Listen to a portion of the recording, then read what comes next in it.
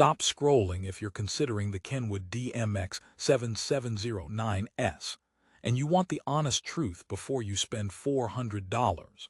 I've used it, I've tested every feature, and I'm going to show you exactly why this 4.4-star head unit has some serious, deal-breaking problems. But here's what surprised me. The biggest issue isn't with the screen or even CarPlay itself. Contrarian snapback. It's a fundamental design flaw that makes this unit frustrating to use every single day. For the best price, click the link in the description. You're about to see why you might not want to. Welcome to the honest review you need. I'm not here to just read the specs back to you.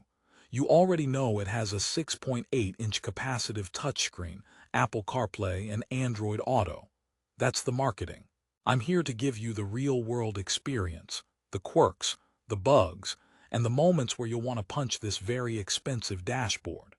Therefore, let's dive into the 3 biggest problems that make me say, think twice before you buy the Kenwood DMX7709S. Problem number 1 is the interface, and it's a slow, clunky mess. That beautiful, vivid, capacitive screen, it's often waiting for its brain to catch up. You'll tap a menu and there's a noticeable lag. You'll switch from CarPlay back to the radio and it stutters. It feels like it's running on hardware from 5 years ago. For a modern unit at this price, that's unacceptable. You expect buttery smoothness, but you get digital molasses. Here's a joke for you. Using this interface is so slow, I had time to make a cup of coffee while it booted. I don't even drink coffee. This leads directly into problem 2, the baffling button and input layout.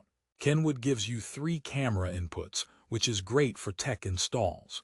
However, the physical buttons are tiny, poorly placed, and lack tactile feedback. You'll be driving, trying to skip a song or adjust the volume without looking, and you'll fumble. The touchscreen is your main control, but that brings us back to the lag. It's a dangerous combination. You take your eyes off the road longer than you should. Therefore, that safer way to use your iPhone promise from Apple CarPlay is partially undone by Kenwood's own clumsy design. Now let's talk about CarPlay and Android Auto, the headline features. They work mostly. But here's the rehook. What happens when your phone disconnects? The unit sometimes forgets it was ever there. You'll get a black screen or a frozen CarPlay interface that requires a full reboot of the head unit. Not just unplugging the phone, but holding the physical reset button.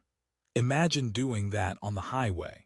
It's not a constant issue, but it happens enough to be a major annoyance.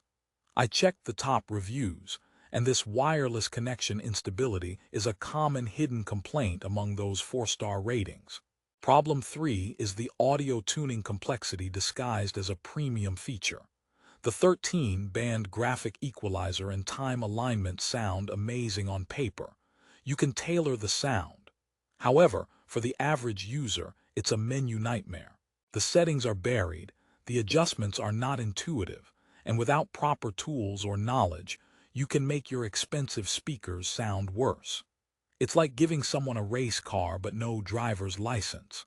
Most people will never touch these features, yet you're paying for them. Therefore, you're paying for pro-level audio adjustments you'll likely never use correctly, while the basic user experience suffers. Let's do a deep dive on the screen promise. Yes, it's big and capacitive.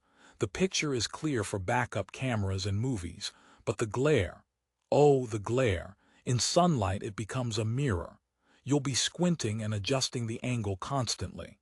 Kenwood should have included a better anti-glare coating. For a big touchscreen that's a centerpiece, this is a massive oversight. It's like buying a fancy TV but placing it directly opposite a window. You get the idea. Here's joke number 2. The screen is so reflective, I once saw a better future in it. A future where I bought a different stereo. Media playback is another mixed bag. The USB port works, but it's picky with drives.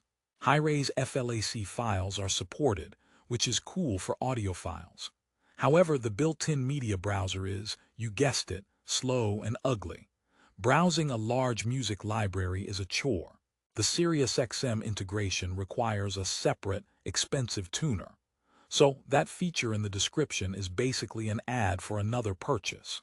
The AM/FM radio is fine, but who buys a $400 unit for the radio? This is a rehook. Are you starting to see a pattern? Great specs on paper, compromised execution in practice. Now about those cameras. 3 inputs is genuinely useful for adding a front camera or a side camera. The parking guidelines are adjustable, which is a pro feature. This is one area where the DMX7709S delivers without major caveats. The video input is clean and responsive. And there's always a but with this unit. You need to buy those cameras separately. The head unit doesn't include a single one. So, you're dropping $400, and then you need to spend more to actually use one of its best safety features. It's the gift that keeps on taking your money. Let's talk about value. At $399, this sits in a competitive spot. You're comparing it to units from Pioneer, Sony, and Alpine. Therefore, the question is, does it do enough better to justify its flaws? In my experience, no. The laggy interface is a daily frustration. The connectivity hiccups are deal breakers for a smart unit. You might find a cheaper unit with a slightly smaller screen that performs more reliably. That's the contrarian truth. A high rating doesn't mean a perfect product. It often means managed expectations. I want to be fair. When it works, CarPlay and Android Auto are implemented well. The voice control through Siri or Google is solid. The sound quality, once you wrestle with the EQ, can be excellent. If you are a car audio enthusiast who loves to tweak and doesn't mind some quirks, you might tolerate this. But for the person who just wants a smooth, upgraded, modern experience, this ain't it. Here's joke 3. This head unit has more moods than my teenager. Sometimes it's cooperative, sometimes it just needs to be reset and left alone. So what's the resolution? What should you do?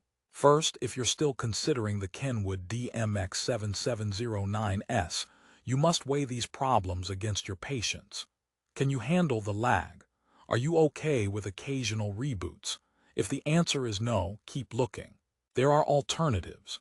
Check the links in the description for units I do recommend that offer better stability. My final verdict. This is a unit with great potential hamstrung by dated performance and frustrating bugs. It gets a C for effort but a D for daily driver execution. Before we finish, joke number 4. I showed this unit to my friend who's a software developer. He looked at the lag and said, "Did it come with a free hourglass?" It's that kind of product, promising but ultimately disappointing where it counts. Therefore, my closing advice is simple. Don't buy the Kenwood DMX7709S unless you're ready for its specific set of problems. You deserve a smoother experience for your money. For the best price on this unit if you're still curious, or for better alternatives, click the link in the description below. Thanks for watching this honest review.